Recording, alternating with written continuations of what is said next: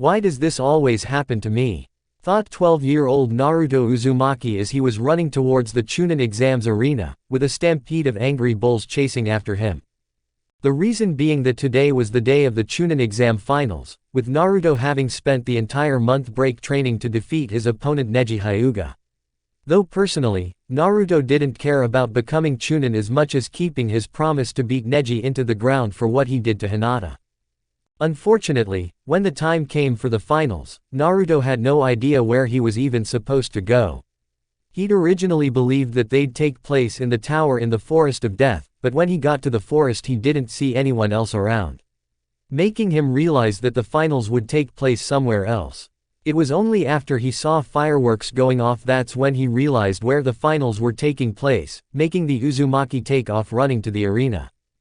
However, he was still too far away to make it in time. Luckily though, he ran into Konohamaru, who told him about a shortcut to the arena, only to find it's been closed up. Then another shortcut through the sewers, but this ended even worse as they ended up on the other side of the village, with Naruto having been close to beating Konohamaru for potentially making him late, only being stopped when he suggested he ride one of the daimyo's bulls to the arena. This ended badly when the bull threw him off and all of them began chasing the whiskered blonde, which led Naruto to his current predicament of not only having to run all the way to the arena, but avoid being trampled as well. Having attempted to distract them with his shadow clones, only to end up attracting even more of them, leading to them simply running to the arena. I'm almost there, thought Naruto, seeing they were nearly at the arena. Only it seemed that luck really wasn't on his side today as Naruto yelped when his foot got caught on a crack in the ground, sending him falling face first into the ground.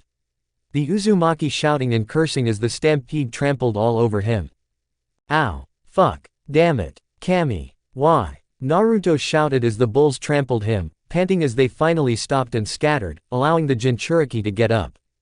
I fucking hate bulls, muttered Naruto, wincing as he stood up before he began limping his way towards the arena, while feeling his healing factor began doing its work.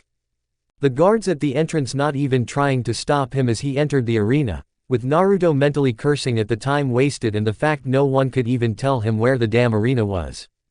Because Kakashi-sensei apparently couldn't take 5 damn seconds to tell me before pushing me onto the closet pervert, who also didn't tell me. Then that perverted bastard Jiraiya, who just disappeared after pushing me off a cliff, he clearly couldn't tell me either. And it's not like anyone else could have done me a damn favor and tell me either.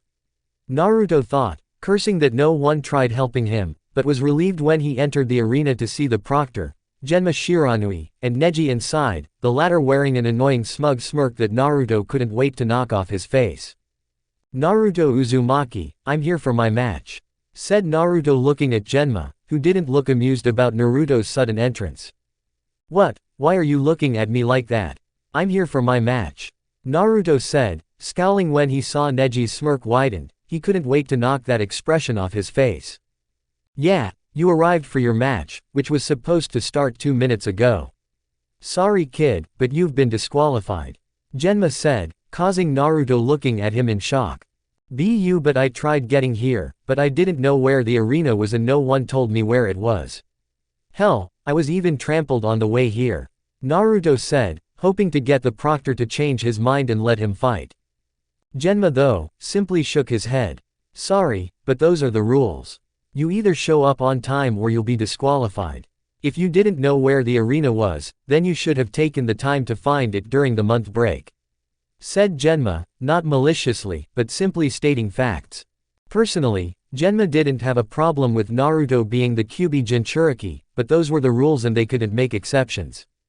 Old man, come on please, Naruto said, looking up at the cage booth, hoping that the Hokage would let him fight to keep his promise.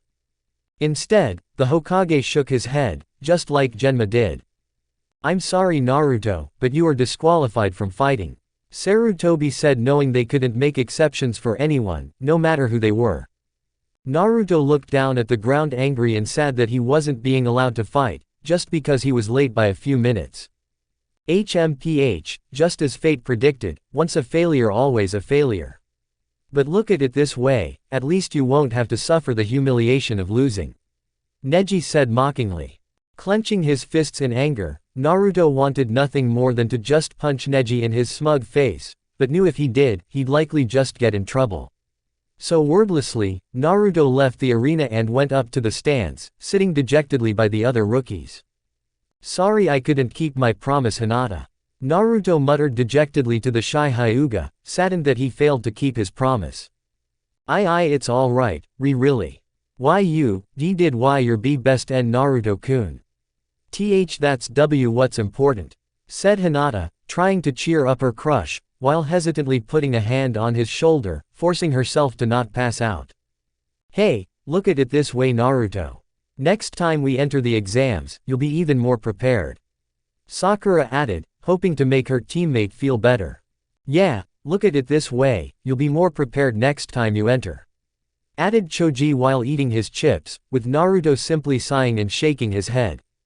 I honestly don't even care about getting promoted. I'm upset that I won't be able to keep my promise, something I'll miss out on entirely if Neji's promoted.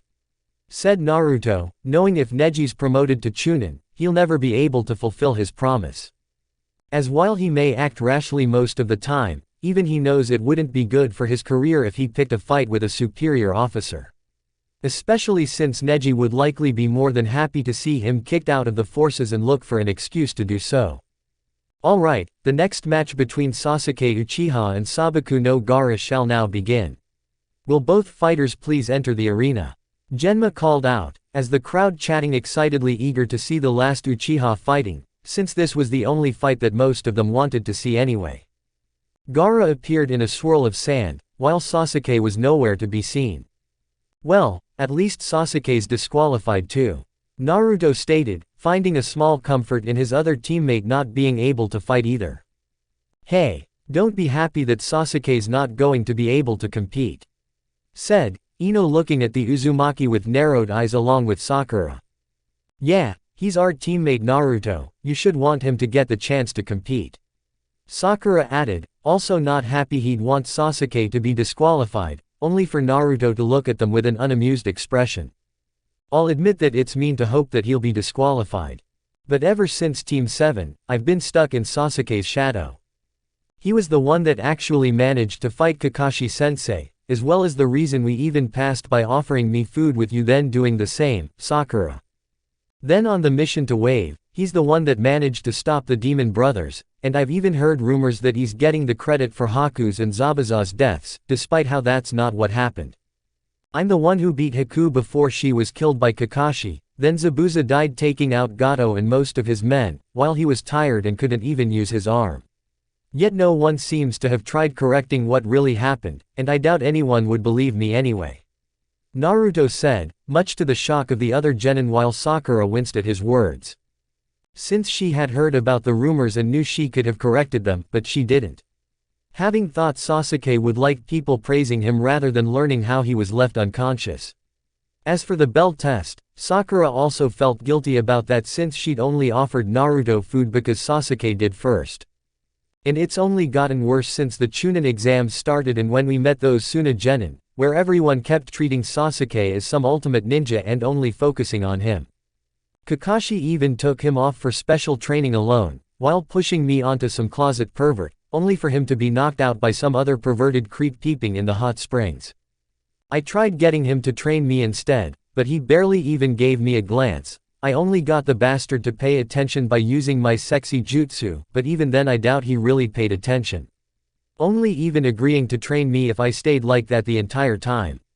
Said Naruto with a scowl, while the genin were really shocked at this, along with disgusted and concerned. Dude, that's fucked up.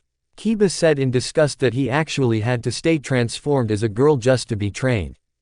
I think I'm gonna be sick, muttered Choji as he turned green and pale. Na Naruto-kun, said Hinata in horror and shock, along with even some anger it happened to her crush. All of them being disgusted and concerned that Naruto had been molested by this creep just to be trained, with the way he worded it, with Sakura looking physically sick and horrified. Was I really that bad of a teammate?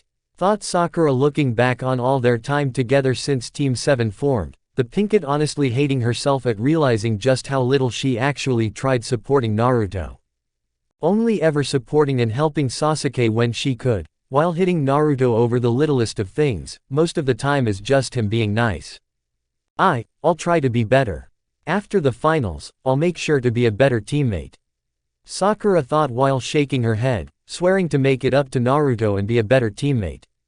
So sorry, but I hope that for once things don't go Sasuke's way and he's disqualified too, said Naruto crossing his arms, as Genma looked around for any sign of Sasuke. Would Sasuke Uchiha please enter the arena? Genma said, looking around for the Uchiha, but didn't see him anywhere. Last call for Sasuke Uchiha. If he does not enter the arena now, he will be disqualified, said Genma, ignoring the protests from the crowd at disqualifying their precious Uchiha, something that made him scoff at the hypocrisy. Seriously, if the Uchiha massacre never happened, they would have treated Sasuke only slightly better than Naruto at best. Genma thought while shaking his head in disgust. Once again, there was no sign of Sasuke, making Genma look up to the cage booth at the Hokage for confirmation at the disqualification. Cage booth. While within the cage booth, Hiruzen was about to give the confirmation to disqualify Sasuke, only to be stopped by Rasa. If I may Hokage Dono, why don't you simply move Sasuke's fight to last place? After all, everyone here is eager to see the fight between the Uchiha and my son. The Cage said, causing Hiruzen to look at his fellow Cage with a frown. I'm sorry Cage Dono, but the rules cannot be broken for anyone, not even the Uchiha or your son. Sasuke will disqualified, stated the Hokage, while the Cage gritting his teeth beneath his veil. Perhaps, but many clientele have arrived specifically for the last Uchiha's match. I doubt many of them will be happy to learn it will be cancelled. And from what I've heard, he's being trained by Kakashi Hatake, someone who has a reputation for being late, said Rasa, with the Hokage shaking his head. My decision remains. Allowing Sasuke to compete would also simply send the message that I'll allow such tardiness from my subordinates. Sarutobi retorted, as it'd also send a bad message that he allows his ninja to show up late. Damn you Sarutobi, even when you don't know it, you're still a thorn in my side, thought Orochimaru, disguised as the Cage, annoyed that his former teacher could still get in his way even without knowing it. He wanted to see how far Sasuke has come since their encounter in the forest, and branding him with a curse seal. A compromise then. Sasuke Uchiha will be allowed to fight, but he cannot be allowed to be promoted to chunin. This way he's punished for arriving late and the people still get to see their prized fight, said Rasa, causing Sarutobi to frown at this, while knowing it would appease the crowd to still see Sasuke fight. Fine. Sasuke can fight, but he will not be allowed to advance in rank, Sarutobi said, before turning to one of his Anbu guards and whispered to them. Arena. Genma watched as an Anbu appeared beside him and whispered in his ear, making the Tokubetsu Jonin sigh at what the decision was. This isn't going to end good, I just know it, thought Genma, given how they literally just disqualified Naruto for being late, yet now they're letting Sasuke still compete for doing the same thing. The fight between Sasuke Uchiha and Gaara has been pushed to the end of the first round, however due to Sasuke's inability to appear on time, he will not be allowed to be promoted to chunin, Genma announced. Most of the crowd seemed to be appeased by this, though there were those that felt he should still become a chunin regardless. Though some of the crowd weren't pleased by this, namely the rookies and their teachers. That doesn't seem fair, Sasuke getting a free pass when Naruto was just disqualified, Ino said with a frown, unable to be happy her crush can compete after everything Naruto just said. No kidding, said Kiba, frowning as well, with Akamaru barking in agreement. That certainly didn't take long, Asuma muttered while shaking his head at what his father just did. This isn't going to end well, stated Kurenai, knowing it'll reflect badly on Konoha if their leader is so quick to change his mind like that. Tisk, of course the Uchiha is given special privileges, how expected, Neji thought, as he scoffed in disgust at the favoritism. Neji already knew Naruto would either lose or be disqualified, as decided by fate. The fact that the Uchiha was still being allowed to fight not only showed the Hokage was playing favorites but only delaying the Uchiha's fated death. After all, if Lee, someone that Neji would only silently and reluctantly admit was superior to him in pure taijutsu, couldn't defeat Gaara, Then he had little doubt that the Uchiha will be little more than a red stain at the end of his match. Even Temari and Kankuro were frowning at the blatant show of favoritism, knowing a leader should never play favorites with their subordinates. Their own father, the Kazekage, never showed favoritism to them, his own children. And yet the Hokage was doing just that, right after saying there were no exceptions to the rules. While Sakura and Hinata looked at Naruto in concern, only to see the Uzumaki definitely didn't look happy at the Sandame's decision. With Naruto looking angered and betrayed at what he just heard, not believing the old man would do that. "Are you fucking kidding me?" Naruto shouted, while jumping into the arena before anyone could stop him and glared up at the cage booth. "Why is Sasuke getting a free pass, while I get disqualified? I already said I didn't know where the arena was, what's Sasuke's excuse?" Naruto demanded.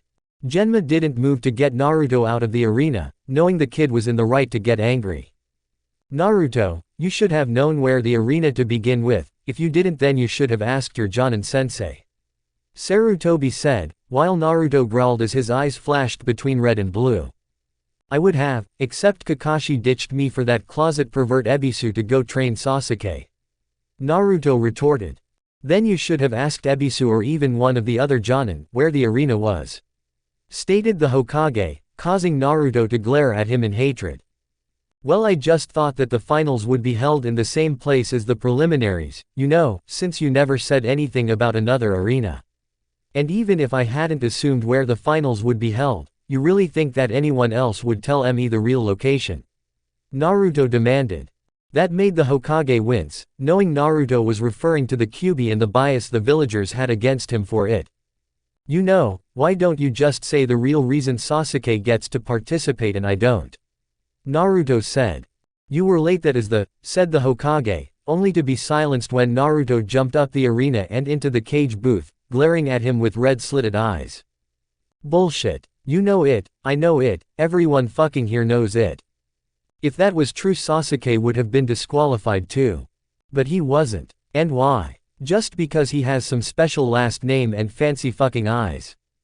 Exclamation mark. That seems to be why everyone's so eager to be around him. First when he had to point out the genjutsu during the first exam, just to show off to everyone that he spotted it when no one else could, then when bushy brows wanted to fight him while just brushing me aside. Then in the Forest of Death it was still Sasuke, Sasuke, Sasuke. While I was eaten by a giant fucking snake, and even after I saved him and stopped him from giving up our scroll, I was still brushed aside by that freaky snake lady guy, after having some stupid seal put on me. Then during the month break, Kakashi just brushed me off while taking Sasuke off for special training, pushing me onto some closet pervert, and then was knocked out another perverted creep who was peeping in the hot spring. Then the bastard tried brushing me off too when I tried getting him to take over my training, only paying attention after I had to transform into a girl. Even then he only agreed if I stayed like that the entire time, not like it did much good anyway since he paid more attention to what I looked like. Then the creep just disappeared after pushing me off a cliff when I wouldn't do what he wanted," Naruto shouted before panting heavily as he ended his rant. With Sarutobi and Orochimaru both feeling annoyed at the end of the rant, knowing he is talking about Jiraiya as the perverted creep. And despite how Naruto worded it, they knew he hadn't been molested by the Toad Sage. Unfortunately, it seemed not everyone sees this, thought Hiruzen, seeing how most of the audience looked disgusted or sick, believing Naruto had actually been molested. "Once again you've embarrassed not just yourself, but the rest of us as well, Jiraiya," thought Orochimaru in annoyance at his former teammate, wondering how he's even survived this long and not be brutally murdered by angry women. Not helped that the Sound 4 were currently giving him looks, the Snake Sanin especially, seeing Tayuya's look that just screamed, "What the fuck kind of teammate did you have? And you know what else, I fucking quit," yelled Naruto, tearing off his headband and throwing it at the Hokage's feet before jumping out of the cage booth in the arena. "Should we go after him, Hokage-sama?" an Anbu asked, looking at Hiruzen, who shook his head while rubbing his temples. "No, let him go. Naruto's always been an emotional person and I doubt we should take his claims seriously. Just let him cool off for a while, and after the exams are over, bring him to my office. And bring me Kakashi and Jiraiya, let them know I'll be having words with them on their lack of action regarding the issues with his team and the latter's training of Naruto," said Sarutobi before he stood up and addressed the audience, announcing they'll be taking a break before resuming the matches, wanting everyone to take the chance to settle down and gather their emotions. The Sandaime being unaware that the disguised Orochimaru seemed particularly giddy with this turn of events. That not only has Naruto's outburst cast Konoha in a bad light, but the fact he actually quit as a ninja. And knowing a certain Warhawk, it'll be made permanent soon enough, is well cementing Naruto's disillusionment of Konoha. Orochimaru thought, knowing Danzo wouldn't care if Naruto was just being emotional or not, the only thing he'll see is the weapon betraying Konoha and needs to be dealt with. Before the Sannin motioning to Yuya to come closer, with the disguised redhead doing so. To Yuya, go find where Naruto is, and when Danzo's Anbu arrive to detain or kill him, make sure they die instead. And don't worry about the barrier, Sakin and Ukin will be able to handle it with their Kekkei Genkei, should you not make it back in time," said Orochimaru. "Right, I'll make sure the mask fuckers are put in the ground," replied to Yuya before shunshining away, with Orochimaru sitting back in his seat with a smirk behind his veil, knowing this is turning out better than he expected. With Naruto. Meanwhile, Naruto had gone to Training Ground 7, venting his frustration and anger by tearing it apart.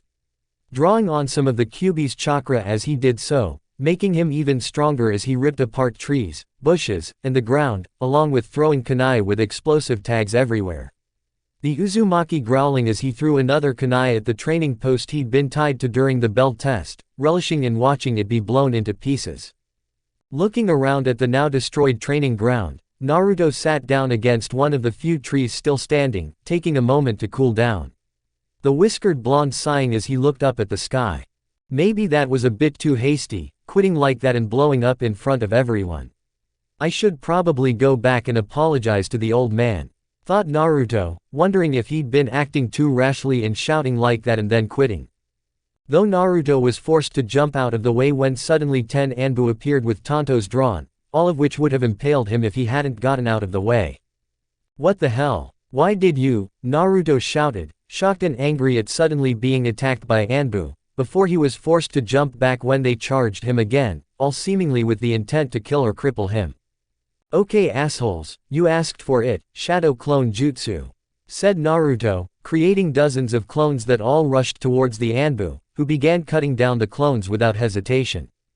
Pulling out some smoke bombs, Naruto threw them at the Anbu, exploding into a large cloud of smoke, before pulling out more kunai with explosive tags and throwing them into the smoke. Making a hand sign, the Uzumaki detonated the tags, triggering several explosions that blew away the smoke and hopefully the Anbu as well. Only for his eyes to widen when the Anbu charged out of the smoke towards him, with Naruto now drawing on some of the Kyuubi's chakra again, allowing him to move out of the way, managing to slam his foot into an Anbu's head, ducking under a slash from another and quickly punched them in the chest. Before Naruto gritted his teeth when one of the Anbu managed to stab him in the side, jumping away again before they could stab him too deeply. The Jinchuriki gasping in pain when one of the Anbu attacked him from behind, smashing their foot into his back, sending him flying back towards the others.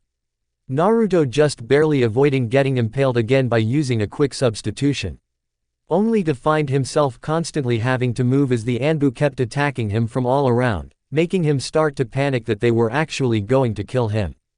Thankfully, it seemed his luck was starting to improve as the Anbu suddenly all grabbed their heads, with them all hearing flute music playing. "What the, is that some kind of jutsu?" thought Naruto in confusion at the Anbu suddenly stopping in attacking him before his eyes widened in shock when 3 hulking behemoths appeared. With one wielding a club, which it used to crush 2 of the Anbu into paste, the second with claw-like weapons attached to its hand stabbing 2 more Anbu. And the third didn't have a weapon, instead simply stepping on the Anbu. Naruto not expecting their sudden appearance or that they were helping him, before spotting Yuya on a tree branch playing her flute. The redhead stopping briefly to look at him in annoyance that he's not doing anything, while her doki were killing the root Anbu. "Don't just stand there, shithead. Hurry up and kill the fuckers," Yuya said before resuming her playing to disorient the Anbu with her genjutsu. "Alright," said Naruto before pulling out more kunai with explosive tags and throwing them all at the remaining Anbu, this time succeeding in blowing them up. Seeing all the Anbu were now dead, Tayuya ended her genjutsu while dismissing her doki before jumping down and approaching Naruto, who looked at her warily. Given while she may have helped him, he had also just been attacked by Anbu only for her to then show up. Thanks for the help. But who are you exactly and what are you doing here?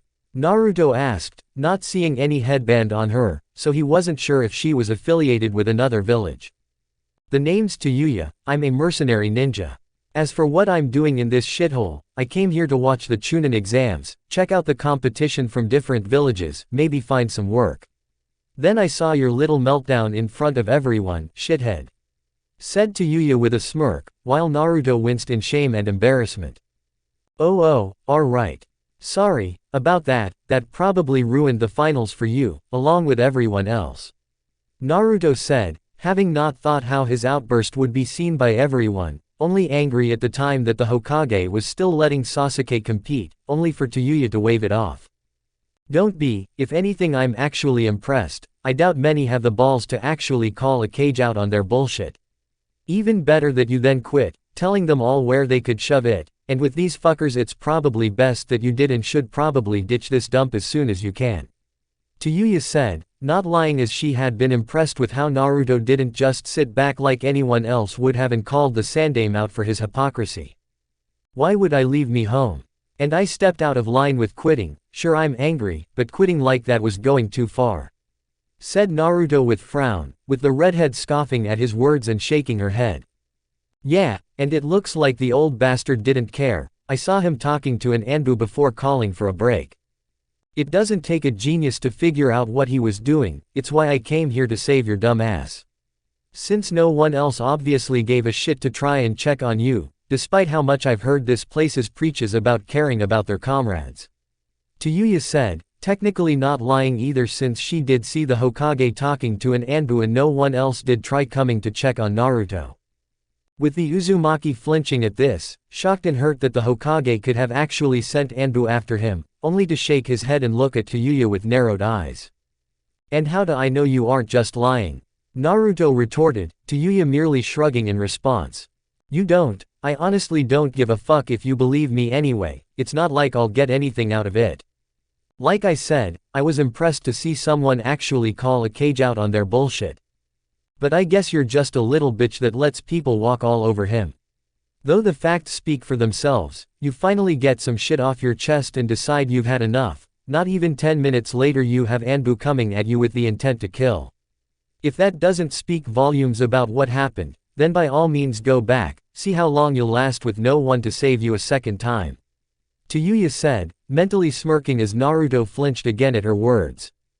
Then again, given who you are, perhaps they simply were aiming to cripple you, wouldn't want them losing their precious Jinchuriki. Added Tayuya, making the Uzumaki freeze and look at her with wide eyes. How did yo you, Naruto said, freaking out that she knew about the Kyuubi. It's not that hard to figure out, given how you were able to talk to the Hokage like that and all Jinchuriki are in some way connected to their respective village's cage, making it less likely for them to defect.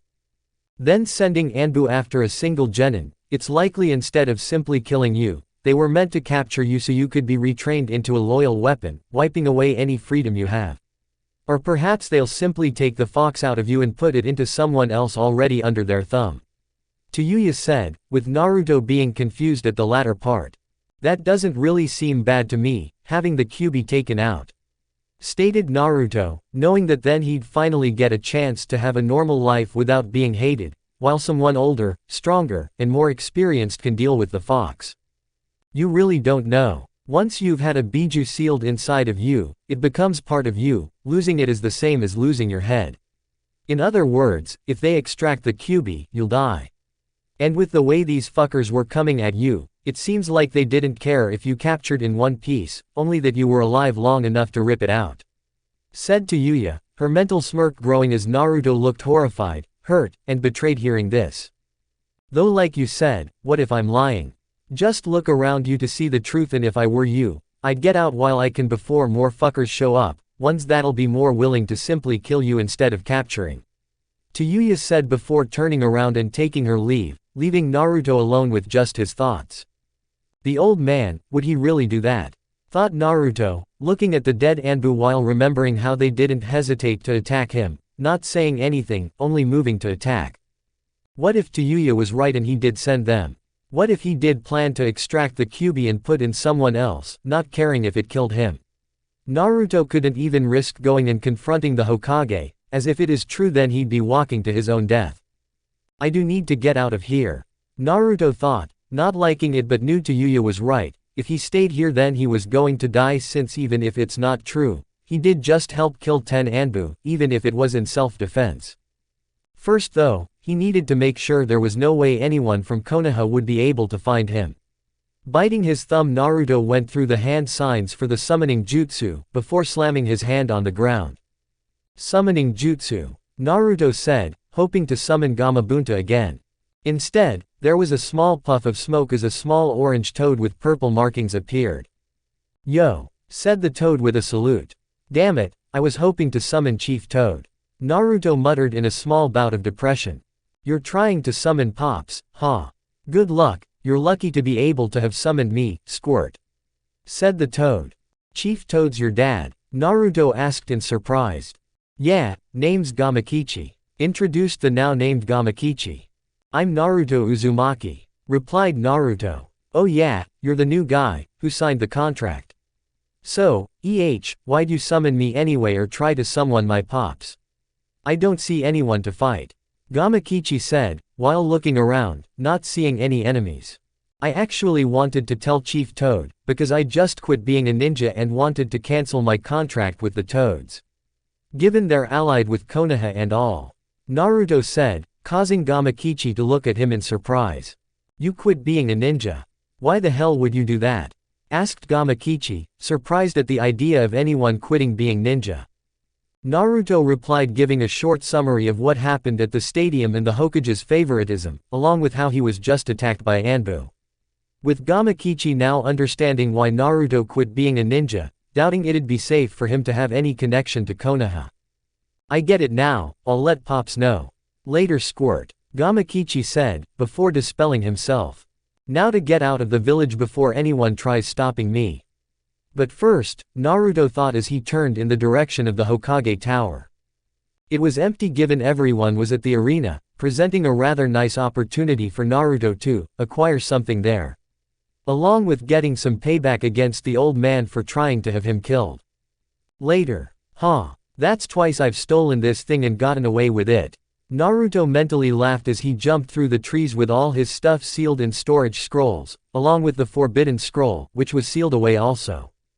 Yes, he had stolen the forbidden scroll a second time, only now he was fully aware he was stealing it as a final, fuck you, to Konoha and the old man.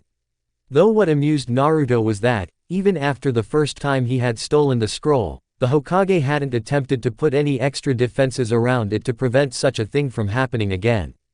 It was even the same spot as last time for Kami's sake. Suddenly, Naruto stopped his jumping when he heard several explosions go off back in the direction of Konoha. Looking back, Naruto's eyes widened in shock when he saw a massive creature made out of what looked to be sand, rampaging around Konoha. Shukaku. Muttered Naruto as his eyes flashing red for a brief moment when he saw the creature, Shukaku.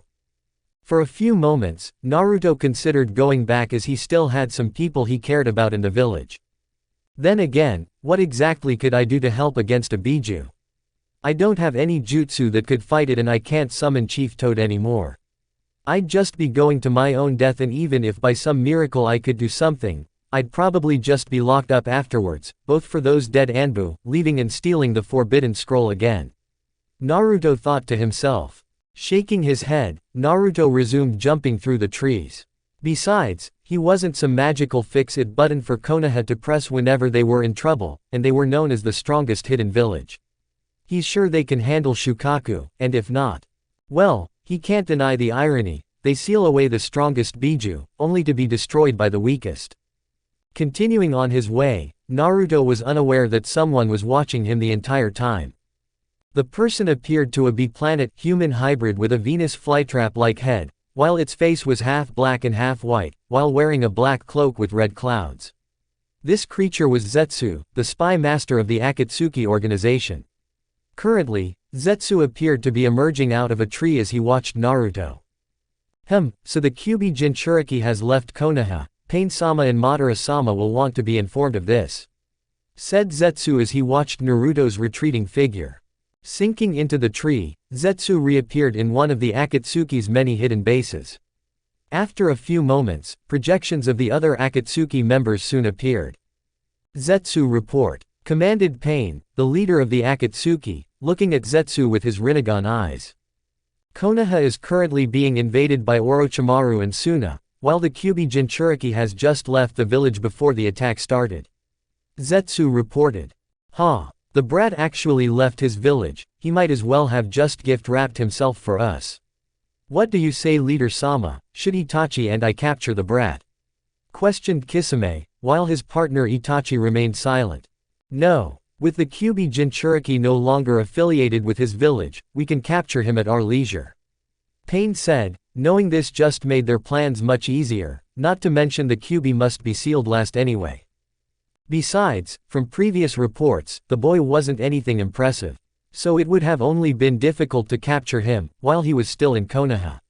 Now that he's not, it'd only be a matter of time to capture him. Timeskip 1 year. Hey, did you hear about those new continents that were discovered? A traveler said to the person sitting next to him.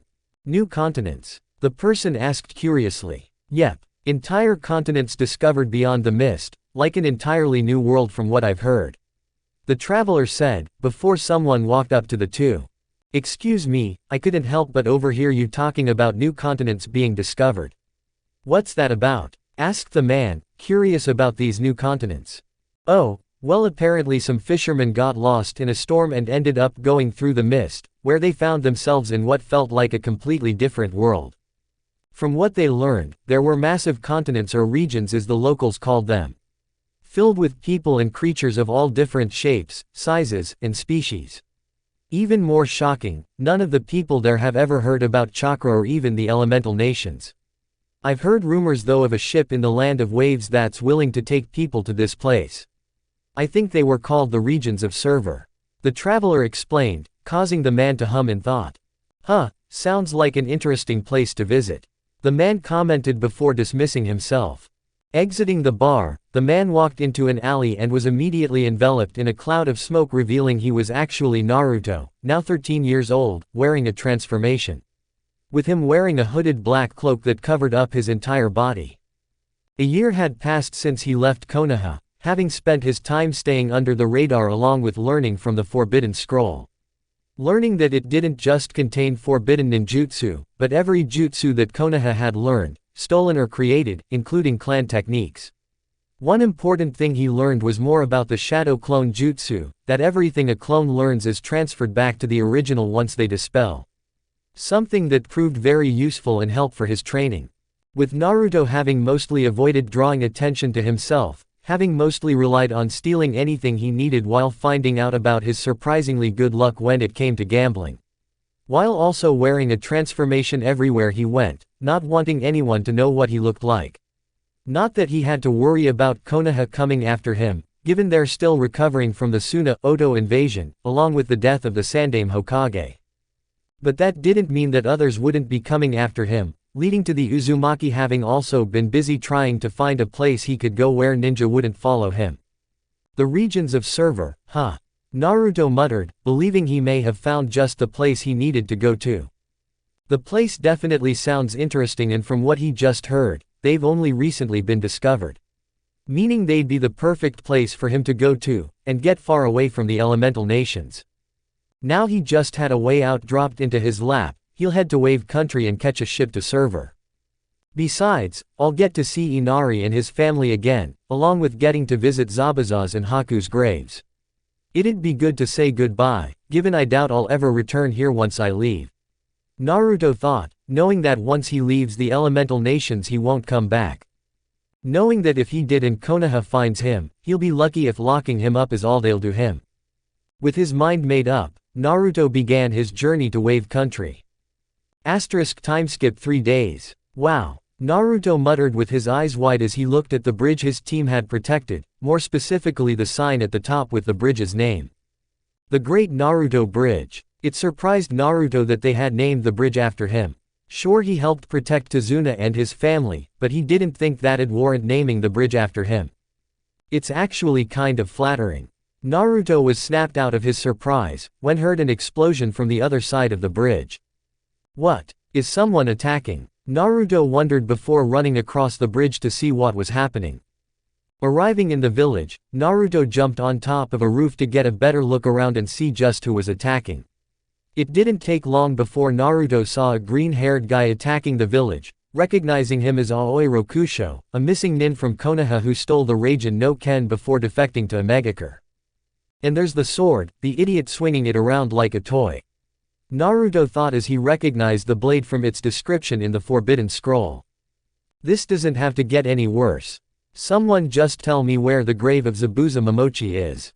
If you don't, then I'll simply destroy this village. Aoi shouted, with this declaration definitely had Naruto's attention.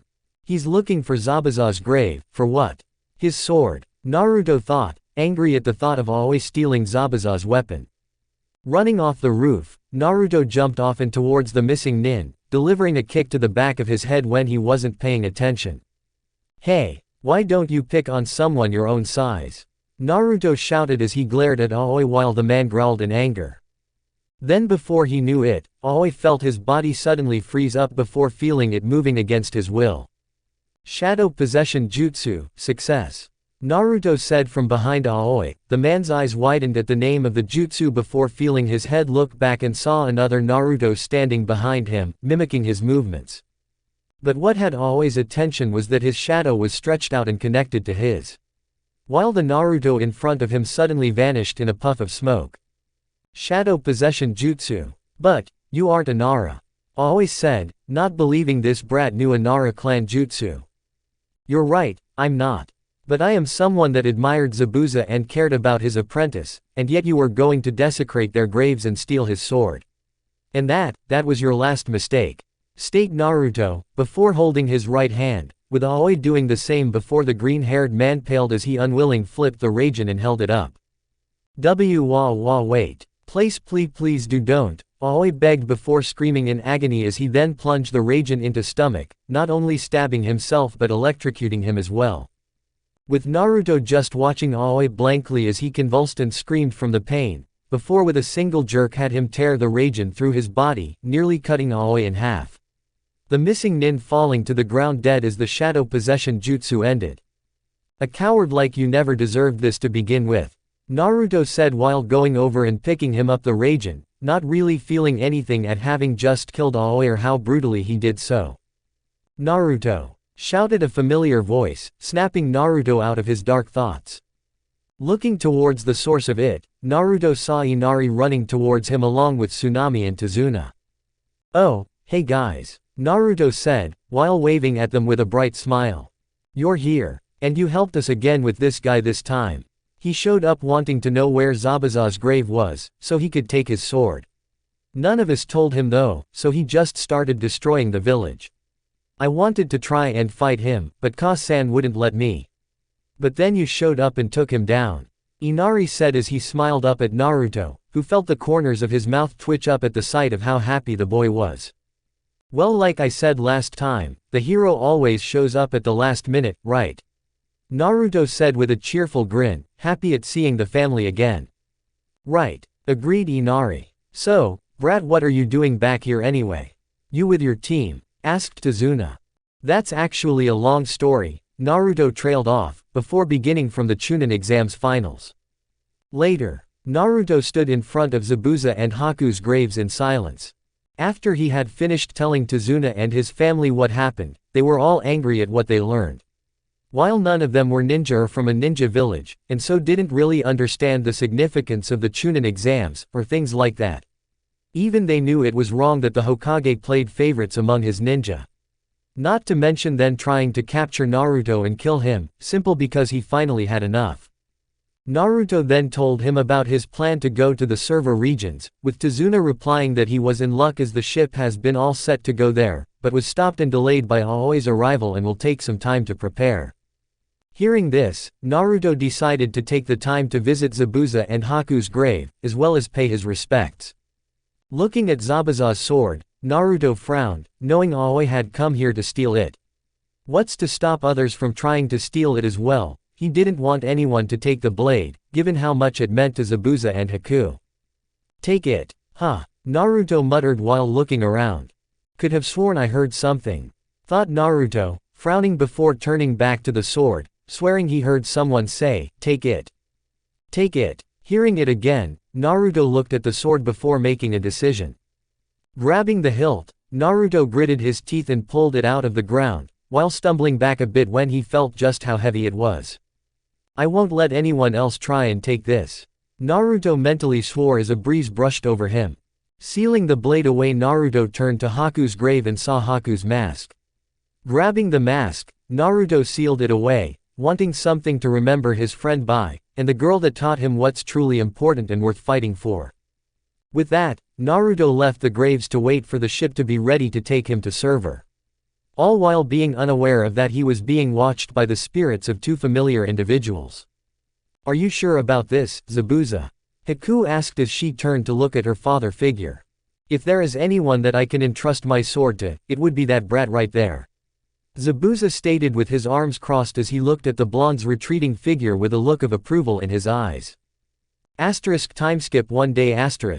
Naruto stood on the ship that will take him to the server regions, standing by the railing while waving goodbye to Inari, Tsunami, Tazuna and the citizens of Wave Country that had shown up to see their hero off. It still surprised Naruto that the people of Wave considered him their hero. Once he could no longer see Wave Country, Naruto turned his attention towards the ocean and where the region's server lied, along with what new and unknown adventures were waiting for him there. Looking up, Naruto's eyes widened when he saw something flying high in the sky, with a rainbow trailing behind it and sparkling with dozens of colors. Seeing something floating out of the sky, Naruto reached up and grabbed it, seeing that it was a multicolored feather. Looking back up, Naruto saw the giant bird was gone but the rainbow remained. Hearing something moving in the water, Naruto looked down and his eyes widened in amazement seeing something massive moving just below the ship. Whoa, Naruto muttered, watching as the creature dived down into the water. Looking off in the distance, Naruto couldn't help but smile at what awaits him in this new land as the feather held in his hand shimmered.